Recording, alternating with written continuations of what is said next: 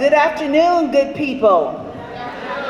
I'm happy to have this opportunity to stand before you and use a little bit of wisdom that God has blessed me with. I've been asked by Tommy to kind of summarize dreams deferred. And if any of you know me, I am an engaging person. You know, it's always good to get information, but all of us that have been up here today, we learn a lot from you all. So all the speakers today have touched on powerful principles, and it speaks to the heart about the kind of person you are.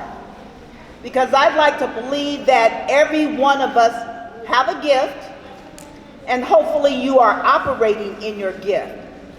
And if you're not, shame on you. Shame on you. I realize that we only know what we know, but when you try to act like you know what you don't know, you're wrong. You're wrong. So the excuses, the blame, the I shoulda, woulda, coulda, if only, all of those things don't matter when it comes to your trying to advance your position in life. And that's so critical. Because I look around this room, everyone in here is just about over age 21. But you are a real life living example for the next generation. And how can you speak in their life and ask them to do what you're not willing to do? Okay? And it really starts up like with, if you are a parent of a school-age child, it starts up with this basic principle for me. Show up. Just show up. Like sacrifice. And do you know, as adults, we still have to sacrifice. But I want you to get the connection. Sacrifice does not mean cripple. If you have a grown child still living in your house, how are you helping that person transition out? Or are you crippling their advancement by doing everything that he or she should be doing? And this is real, this is serious. We have more resources, more opportunities, but some of us aren't doing any better. And I don't get that. Each successive generation should be better than the previous generation. I know my life was better than my parents'. My kids' life is better than mine, and I suspect my grandchildren's life will be better than their parents. And we pour into that. And the biggest thing that we can do pouring into that is to really reiterate to our families what our values are. See, all these speakers today, they live by principles. They had values. It was just something in them. They just knew that they could be better than their situation. That their situation does not determine their circumstance. It's just something to do. Like when you broke, you broke. You broke. And broke ain't cute. So what you gonna do about it? You're gonna get up off your holy assets and get it moving.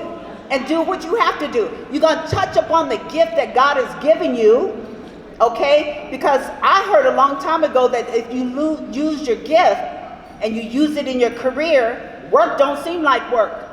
It's just something you do. And I say that becomes your ministry.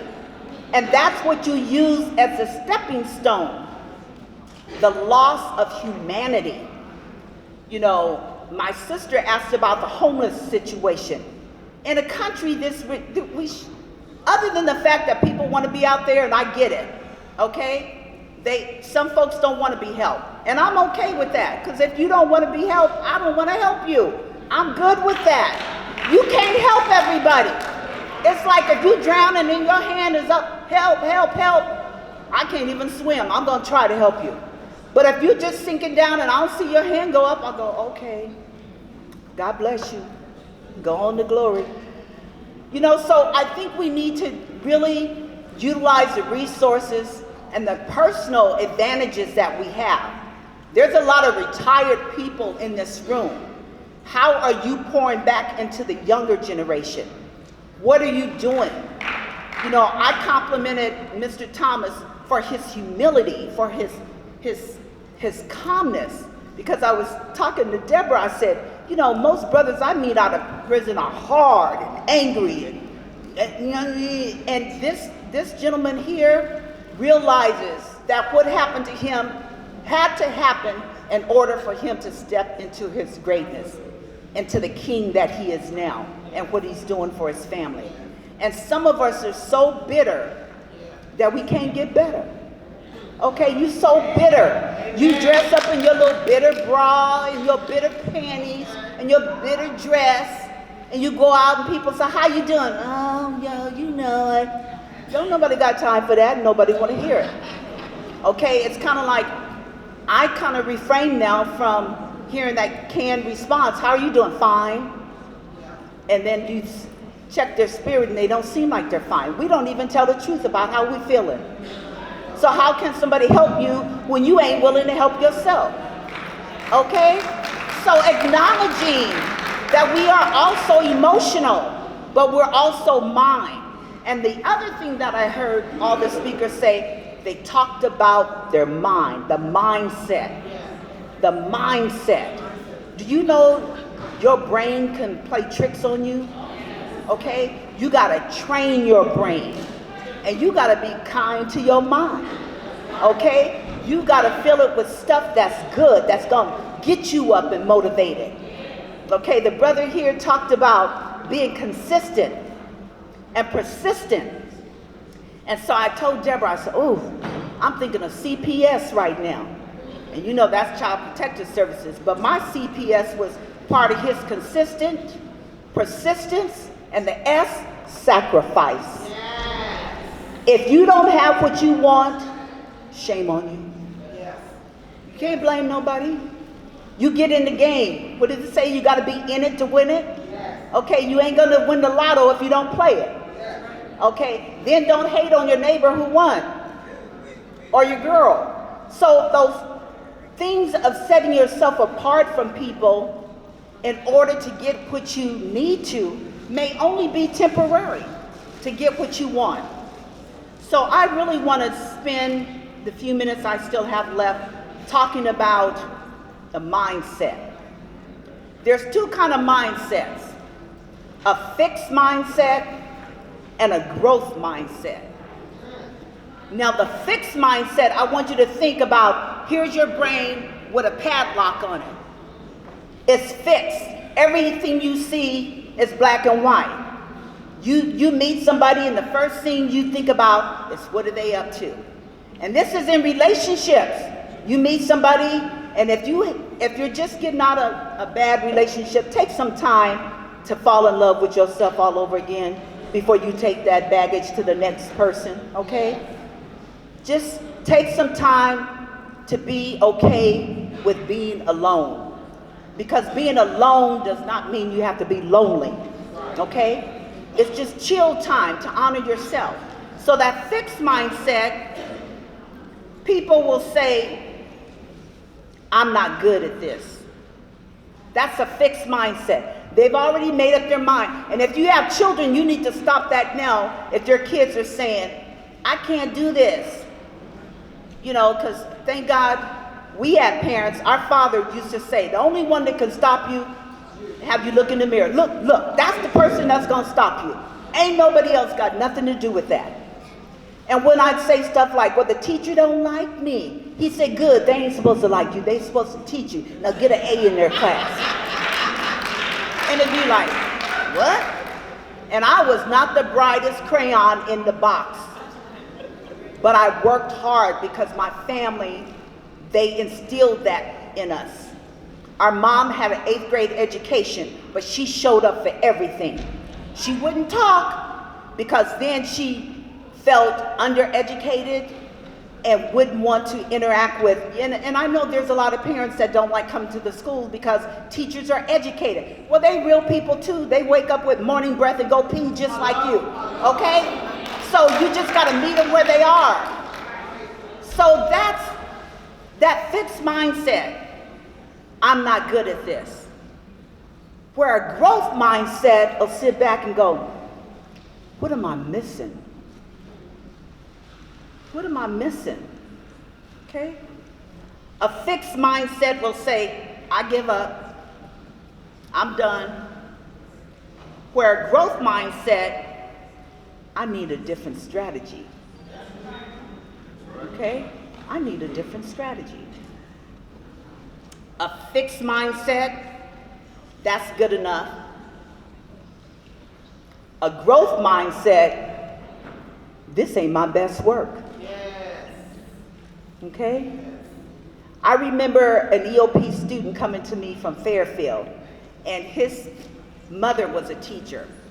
And he taught me this little rhyme, and the reason it is in my spirit right now is because I think as adults we can benefit from it, but if you have children and grandchildren, it also could be a new little nursery rhyme.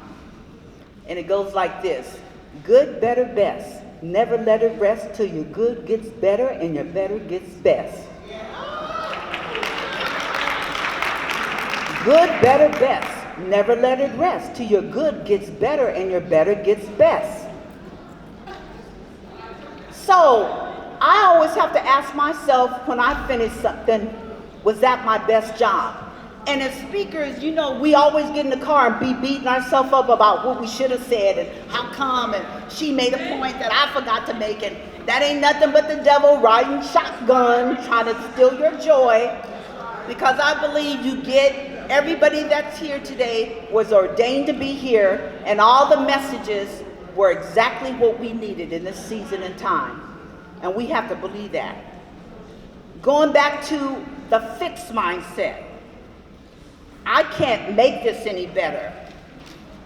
Where the growth mindset is, I can improve. And that improvement goes back to best and better.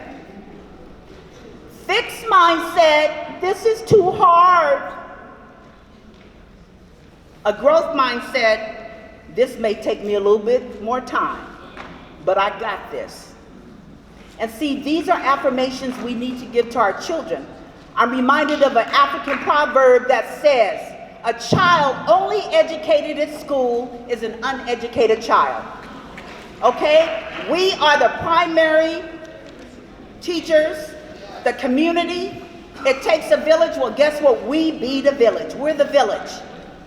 And it's so important that our children see us showing up and standing in the gap for those parents who can't, won't, or don't show up.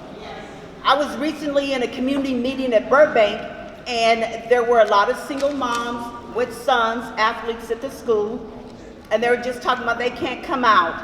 And I was just like sitting there trying to be quiet. You know, when your heart starts beating really fast, sometimes the Spirit says, shut up, just shut up. So I just shut up, because he had appointed another single parent to get up and say, you know, I'm a single parent too, and I'm really tired of all the single parents saying they don't have time.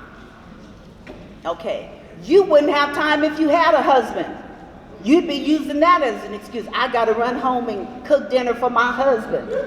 You know, so she was real with that. And a lot of them, you could see their faces drop because they were convicted. Because I'm like this. I can be talked about, but if I know that ain't me, it's like Teflon. Whoop, must be somebody else.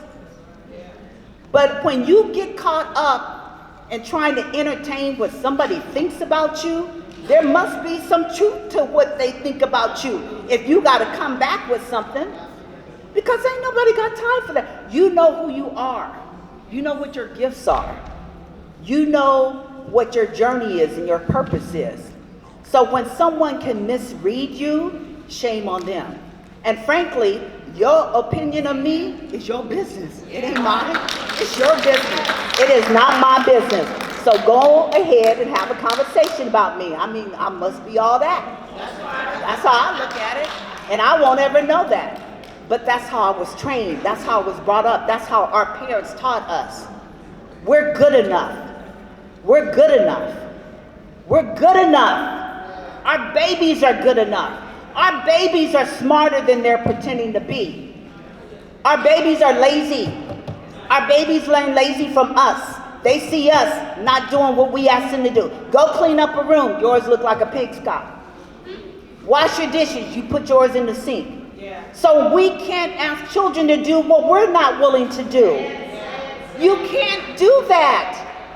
It's an opportunity to teach them so that they become economically self-sufficient. They move out of your house into their own house. You go visit them, eat up all their groceries, spend the night, don't have to pay a hotel because they got a guest room. And that's what it's about, okay? 2 things I desire for all children is a paycheck and a passport. Because as you travel, you learn a lot about the similarities we have with different cultures. And that's the beauty of going to college and having the opportunity to fulfill your dreams and your career. That's what we should want for every child here. And this generation, it's estimated they'll have 6 to 7 careers in their lifetime. You can have mistakes, but look at those mistakes as an opportunity to push your life forward. Because every great person didn't give up. Every great person failed, but they got back up. They took 2 steps forward. Like Mr. Thomas said, he'd get a job and he'd get laid off. But did he say it was a blessing? Because it was a stepping stone to the next level. And that's how we have to look at life. Pretty much like a lot of us grew up with that glass. Is your glass half empty or is your glass half full? Okay? The half empty glass, I refer to those constituents as negaholics. How are you today? Oh, well, I don't know. Humpty Dumpty sat on a wall. Humpty Dumpty fell off the wall. The negaholic says, homeboy was pushed. He didn't fall, he was pushed. Okay, so we will skew it to mean anything. And the thing about somebody that with negative energy, you want to get out of their company fairly quickly because that stuff will stick to you. So it's important that we understand and realize that we have to see ourselves better than what we are. And that's when I say as a black community, people, we are so much better than where we are right now. We are so much better than where we are right now. And it's because, and I'm trying to be kind to my mind, and I want to train your brain, we got a lot of faulty thinking, and it can lead to anger and depression, and that can lead to mental health issues. Mental health is just as important as your physical well-being, okay? It's just as important because if mentally you're not healthy, it can affect your physical. Your body will start to react to what you're thinking about. So that's so important too. Okay, the last one, fixed mindset. I'll never be that smart. Where the growth mindset, I will learn and I will do this. So in closing, I just want to encourage you all to think in terms of what your contribution is to the next generation. This is the Children of Promise conference, and we have to do so much more to help our children. The school system is broken. It's broken, and that's why we need parents to show up, not showing up being hostile, but being an advocate for all children, making sure every child on campus connects to 2 or 3 people, because you're not always around. So children need a responsible adult that they can connect to throughout the day, a safe place for them to be themselves. But we also need to train our children to be self-advocates, to be able to question certain things, but in a respectful way. And I know that's a lot, but in closing, I just want to say, when it comes to your life, the critical thing is whether you take things for granted or you take them for gratitude. Okay. Thank you.